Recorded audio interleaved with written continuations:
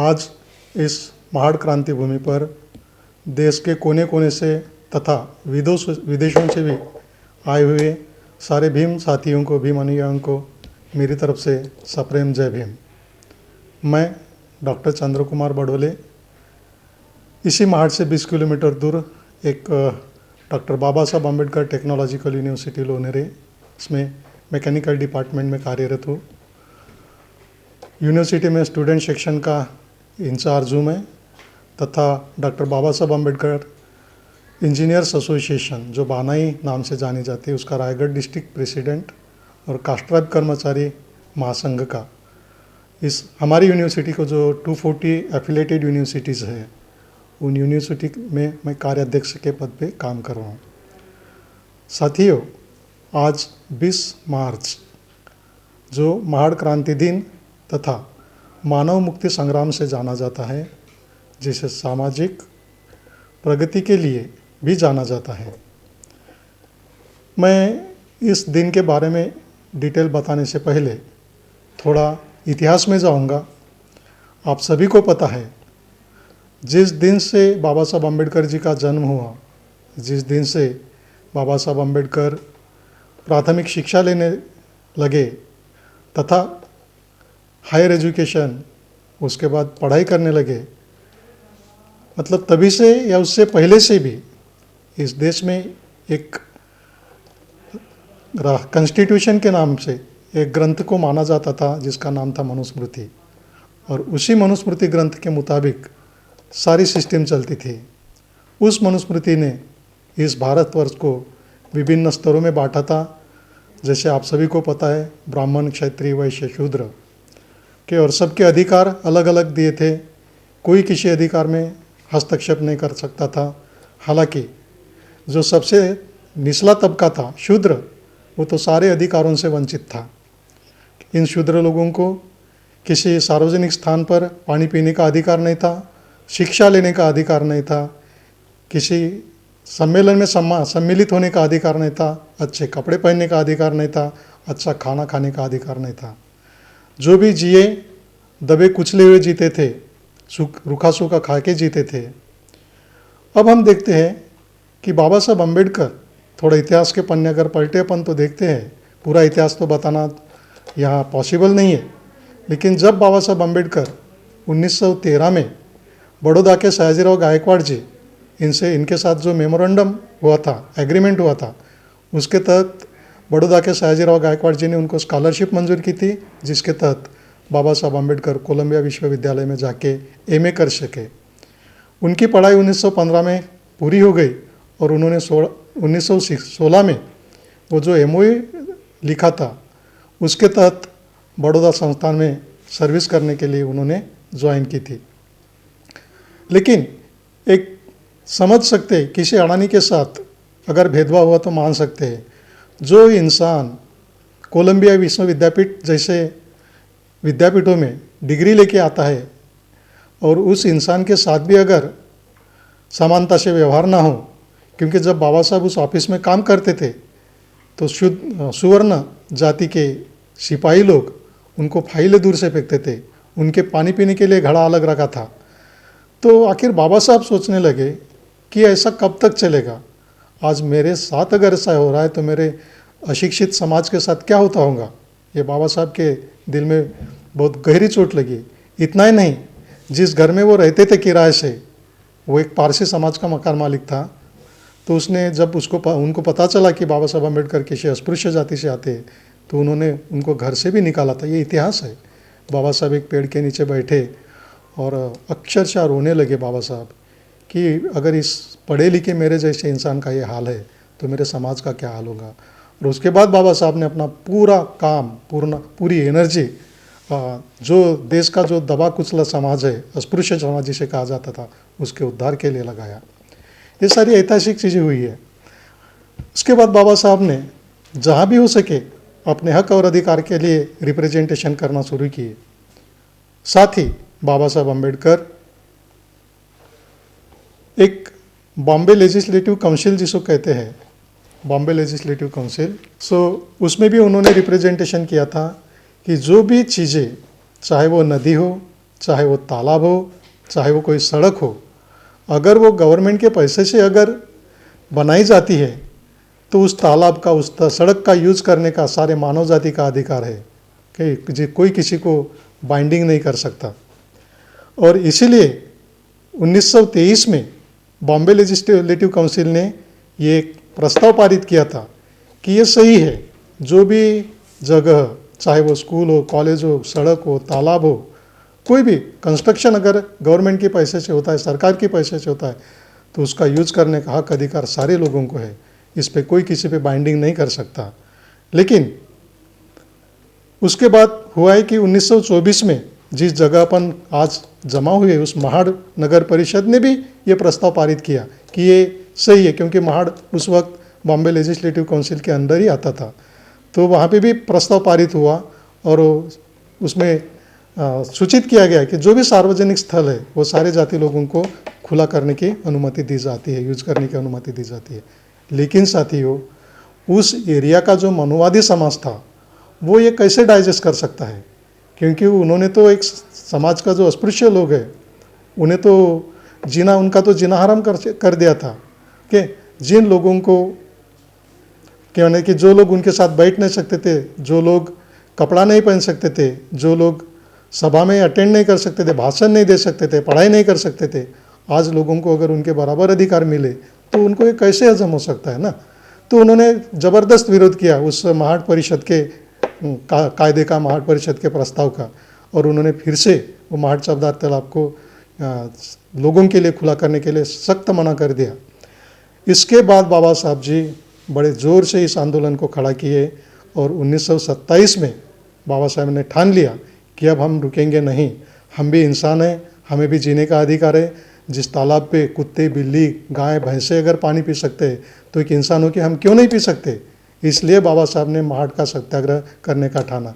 इसका केंद्र बना हुआ था जो महाड़ से, दासगांव के पास है, महाड़ से करीब 10 किलोमीटर एक गांव है जिसका नाम वीर है। वहाँ पे सूबेदार जो बाबा साहब के राइट हैंड हुआ करते थे, सवादकर जी, उन सवादकर जी बाबा साहब अम्बेडकर के उस संग्राम के राइट हैंड हुआ करते थे, क्रांति के बहुत बड़े सेनानी थे वो। तो उनका सपोर्ट लेके सब गांव से, सारे महाराष्ट्र के कोने कोने से, पर्टिकुलरली रायगढ़ जिले से ज़्यादा लोग जमा हुए और फिर उस दासगांव के पास जो वीर गांव है वहाँ से एक लाइन में ये सारे लोग 10 किलोमीटर चल के महाड़ पहुँचे। जाते जाते सारे लोग घोषणा देते थे, बाबा साहब अम्बेडकर अमर रहे, चौदार तालाब सत्याग्रह अमर रहे, बाबा साहब अम्बेडकर अमर रहे। पहुंचने के बाद चौदार तले के पास बाबा साहब अम्बेडकर ने सबसे पहले पानी में उतर के अपने हाथों से पानी पिया।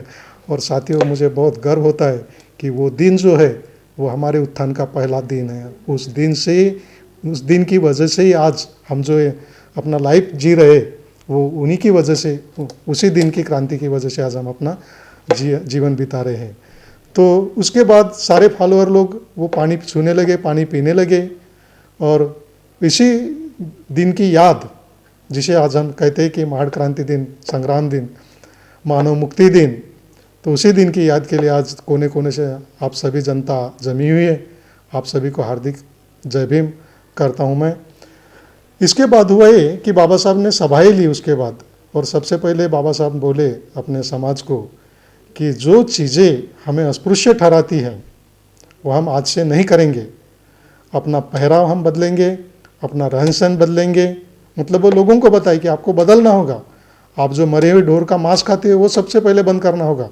जो चीज़ें हमें अस्पृश्य ठहराने में मददगार होती है वो हम सब छोड़ देंगे। इसके बाद हम किसी की गुलामी नहीं करेंगे, बच्चों को स्कूल में पढ़ाएंगे।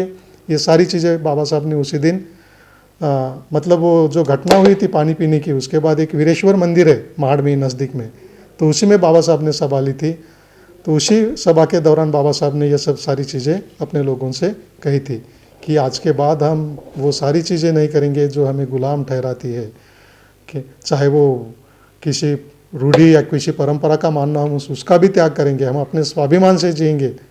और इस तरह से उस दिन का जो महत्व है वो हमारे जीवन में बहुत महत्व रखता है। हालांकि ये भी बात बता दूँ आपको कि उस वक्त महाड़ के जो सवर्ण लोग थे कुछ, जैसे सुरबानाना टिपनिस जी, सहस्त्र बुद्धे जी, चित्रे जी, सुरेंद्र टिपनिस जी, ये सारे सवर्ण लोग थे। सवर्ण जरूर थे लेकिन वो मनुवादी नहीं थे। उनके विचारों पे जो तुकाराम महाराज है समतावादी, जो महात्मा फूले जी है, सावित्रीबाई फूले, उनके विचारों का प्रभाव पड़ा होता, इसलिए सारे लोग बाबा साहब के आंदोलन में शामिल हुए थे। और उसी के बाद ऐसा विरोध होने लगा बाबा साहब का, कई कई तो किताब या कई कई मासिकों में, पेपरों में आने लगा, अगर तुम हमारे सार्वजनिक स्थलों के इसके बाद छुआ तो हम आपको देख लेंगे। तो बाबा साहब अम्बेडकर भी उसी लैंग्वेज में उनको आंसर किया करते थे कि हम भी आपको देख लेंगे। हालांकि बाबा साहब ने अपने लोगों को बताया था हमारा आंदोलन ये शांतिपूर्ण तरीके से होगा, कोई रक्त रंजित क्रांति नहीं होगी। नहीं तो एक इतिहास भी है, हमने जो पढ़ा है किताब में, कि जब बाबा साहब बाबा साहब जी आंदोलन कर रहे थे, उस वक्त मनुवादी लोगों ने उनके ऊपर पथराव किया था और एक पत्थर बाबा साहब अम्बेडकर जी के चेहरे को लगा था, ये इतिहास है। तो उसके बाद जो समता सैनिक दल के लोग थे वो सारे कावरा बावरा हो गए थे, बोल रहे थे बाबा साहब हमें अधिकार दो, हमें सूचना दो, हमें अभी उनको देख लेंगे।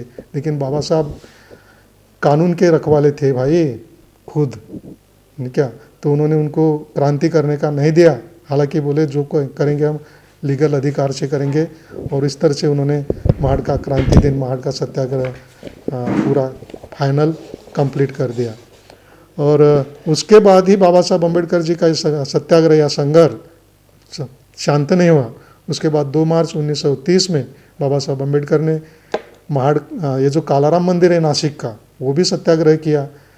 बात ये थी कि कोई भगवान हमारा उद्धार नहीं करने वाला था दर्शन लेके, बात ये अपने हक और अधिकार की थी। कोई महाड़ का पानी पी के कोई स्वर्ग प्राप्ति नहीं करने वाला था, लेकिन वो भी एक मानव मुक्ति संग्राम का लड़ा था वो। इसलिए बाबा साहब ने ये सारी संग्राम किए और हमारे समाज को जागरूक किया।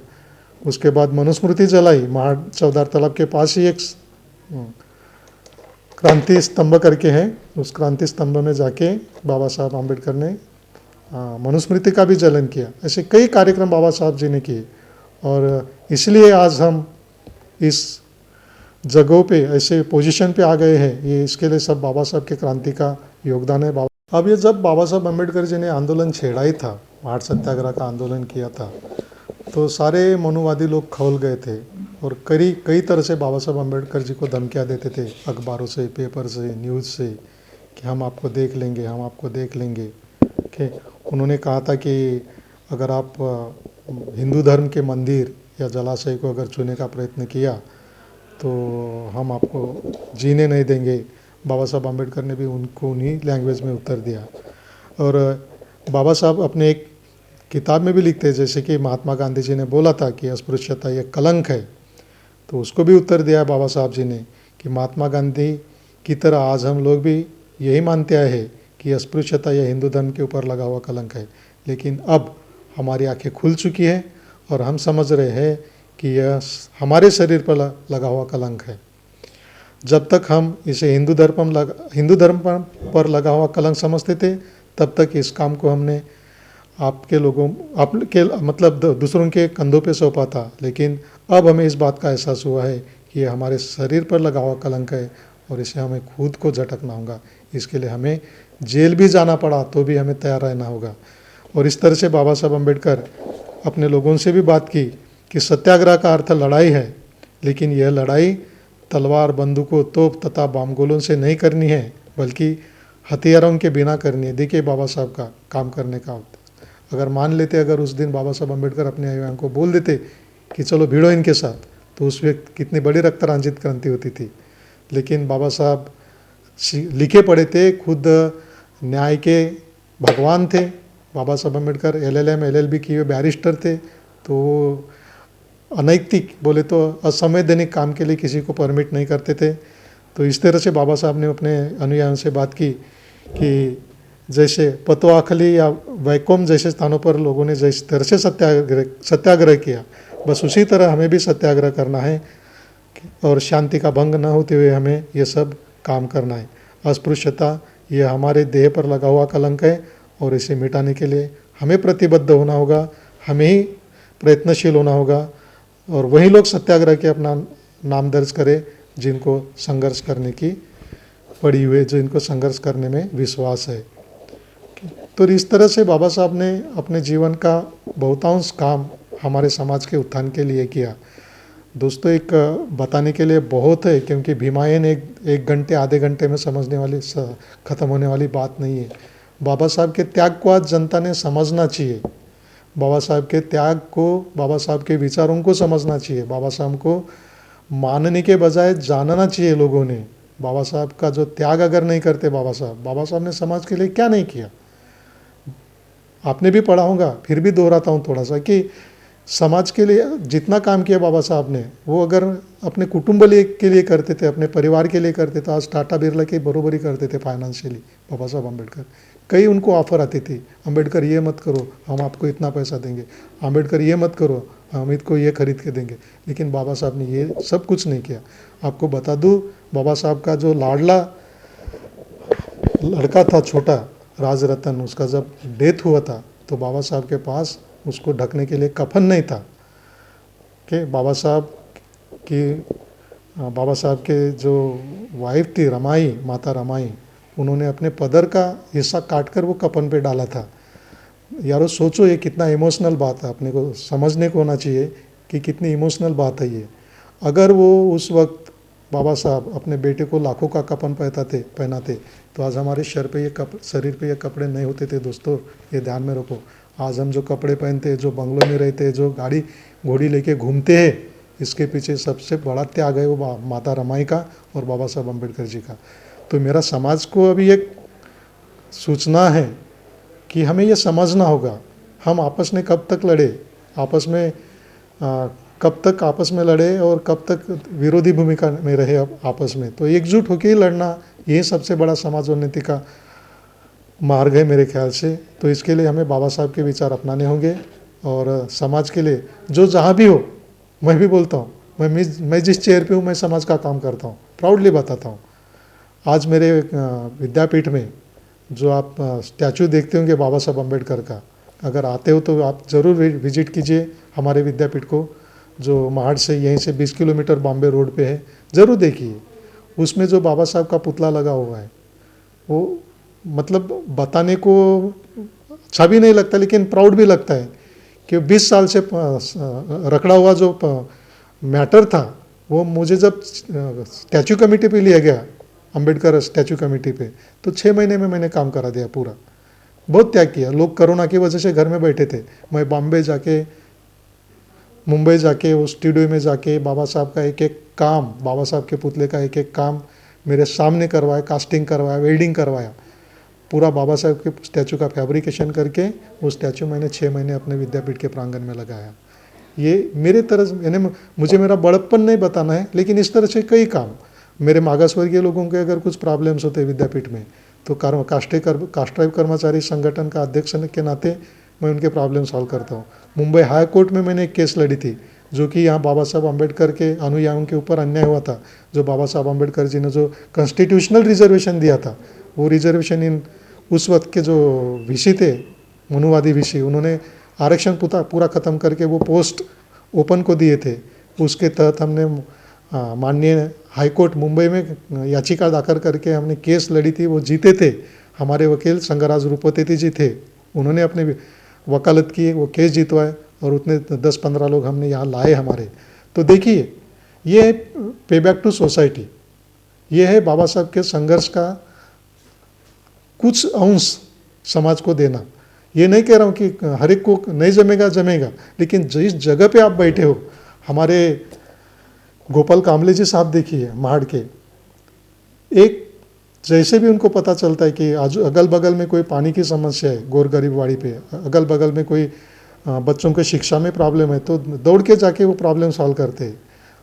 मैं यही बोल रहा हूँ कि अपनी जगह बैठ के अपना काम करके भी अपन समाज सेवा करते हैं, और that was expected to doctor Baba Saheb Ambedkar. बाबा साहब अम्बेडकर ने हमें जो सहूलत दी, जिसकी वजह से आज हम बड़े बड़े सर्विस पे बड़ा बड़ा पगार ले रहे, उसका पे बैक टू सोसाइटी करके थोड़ा ना थोड़ा अपन देना चाहिए समाज को, तभी समाज आगे बढ़ेगा और समाज प्रगति के ऊपर दौड़ता जाएगा।